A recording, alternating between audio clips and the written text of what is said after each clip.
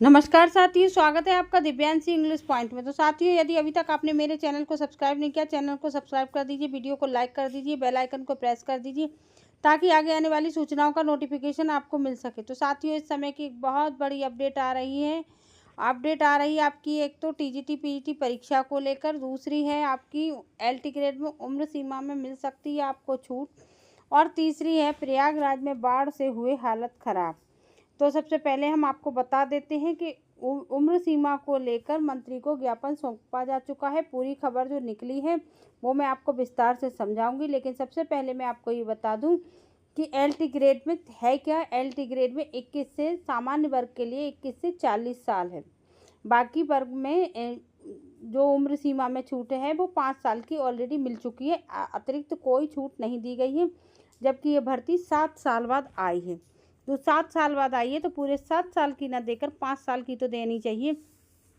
कुछ तो देते, तब ये लगता कि हाँ इतनी छूट तो दी है, लेकिन उन्होंने नहीं दी। इस बात से अच्छे खासे अभ्यर्थी नाराज हैं। कुछ 2018 में सेलेक्ट नहीं हो पाए थे, कुछ 2018 में मजबूरी बस पेपर नहीं दे पाए थे, क्योंकि जिस दिन पेपर था उस दिन बहुत भयंकर बारिश हो रही थी और सेंटर आगरा गए थे। कोई किसी भी ज़िले का कहीं का भी था तो लोग नहीं पहुंच पाए थे, और महिला अभ्यर्थियों के साथ तो इस चीज़ को लेकर काफ़ी प्रॉब्लम हो जाती है। तो उसको अखबार में छापा गया है और उनको मंत्री जी को ज्ञापन सौंपा गया है। तो मैं अभी आपको दिखाती हूँ क्या है। आयु सीमा में छूट के लिए मंत्री को ज्ञापन सौंपा, ये अगली खबर है आपके लिए। हो सकता है कि आपको मिल जाए उम्र सीमा में छूट। प्रतियोगी छात्र मंडल के एक शिष्ट मंडल ने एलटी ग्रेड शिक्षक व प्रवक्ता भर्ती के अधिकतम आयु सीमा में छूट की मांग को लेकर उत्तर प्रदेश सरकार को पंचायती राज मंत्री ओम प्रकाश राजभर के माध्यम से मुख्यमंत्री को संबोधित ज्ञापन सौंपा है। ज्ञापन देने वालों में शीतला प्रसाद ओझा, रणविजय सिंह, आलोक सिंह, मतलब ये लोग मौजूद रहे थे। पर उम्र सीमा में छूट तो मिलनी ही चाहिए।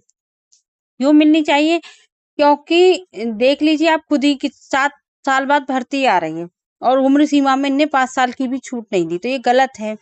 खैर देखिए इसमें क्या होता है, अभ्यर्थियों ने अपना काम कर दिया है।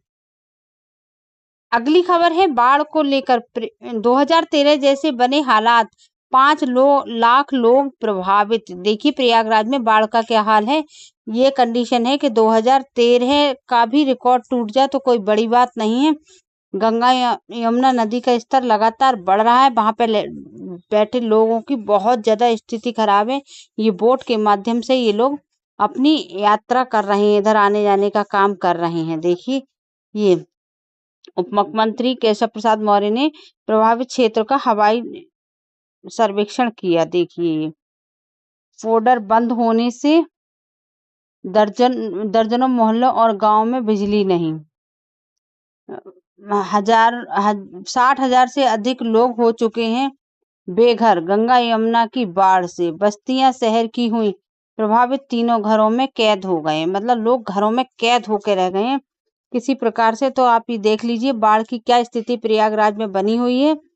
ईश्वर वहां पर शांति दे, लेकिन यही है कि कभी न कभी ईश्वर जो है वो सजा जरूर देता है। ये बाढ़ के दौरान प्रयागराज के ही लोग थे, जब महाकुंभ की स्थिति थी तो यहाँ पे मल्लाहों से लेकर मोटरसाइकिल वाले तक, हम खुद प्रयागराज गए थे तो इन लोगों ने इतना दुखी किया था। कोई के हर आदमी ने दुखी नहीं किया। तो ये बात तो सुनी होगी कि गेहूं के साथ में बथुए को पानी लगता ही लगता है। तो यही कंडीशन हुई है। इन लोगों ने ये कंडीशन की थी कि जिस बोट की कीमत 250 से 300 होती है, वैसे हम लोग जाते हैं तो उसकी कीमत 4,000 हुआ करती थी। और ये मोटरसाइकिल पर जो घुमाने वाले लोग थे वो गोल गोल वहीं घुमा दे रहे थे कि बहुत लंबी यात्रा करवाई थी। खैर गंगा मैया शांत हो, यमुना मैया शांत हो और वहां पर नॉर्मल एटमॉस्फेयर हो। तो यहाँ तक की खबरें थी। बाकी आप देखते रहिए, पढ़ते रहिए। और दूसरी खबर मैंने तीसरी खबर बोली थी कि टीजीटी पीजीटी परीक्षा को लेकर अपडेट आई, तो टीजीटी पीजीटी परीक्षा को लेकर ये अपडेट आई है कि अब आपकी परीक्षा किसी भी कीमत पर नहीं टाली जाएगी। अब इस गलतफहमी में जो रहेगा वो पछताएगा कि आपकी परीक्षा फिर से टल सकती, तो आपकी परीक्षा किसी भी कीमत पर नहीं टलेगी। अब आपकी परीक्षा हो जाएगी, तो बिल्कुल तैयार होकर बैठ जाइए।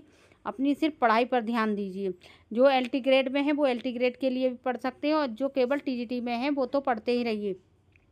दूसरी बात, आपकी नई भर्ती भी आने जा रही है। जो लोग इसमें मौका चूकेंगे वो नई भर्ती के लिए तैयार हो जाएंगे, इसलिए आप लोग बिल्कुल तैयार रहिए और मेंटली प्रिपेयर हो जाइए कि हमको केवल पढ़ना है।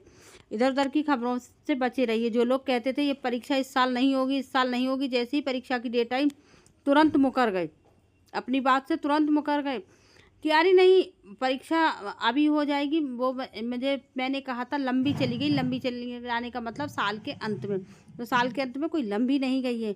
आप उनको ना 99 रुपीज़ दीजिए, ना 59 दीजिए, ना 49 दीजिए। आप केवल अपनी पढ़ाई पर ध्यान दीजिए। परीक्षा तो अपने नियत समय पर हो जाएगी। क्या आप अपने करने का काम कर रहे हैं? आप अपने करने का काम करिए। कुछ लोग इसी बात के लिए बैठे होते हैं कि आपको भ्रमित करने का, क्योंकि कहीं ना कहीं कंपटीशन में वो भी आगे होते, तो वो ये चाहते हैं कि आप लोगों को डाइवर्ट कर दें, आप लोग अपनी पढ़ाई से हट जाएं और वो अपनी पढ़ाई करते रहें। और ऐसे लोगों के चैनल को तो बिल्कुल मत देखिएगा। मैंने हमेशा यही कहा परीक्षा हो जाएगी, परीक्षा हो जाएगी, और देखिए परीक्षा आपकी इसी साल होने जा रही है।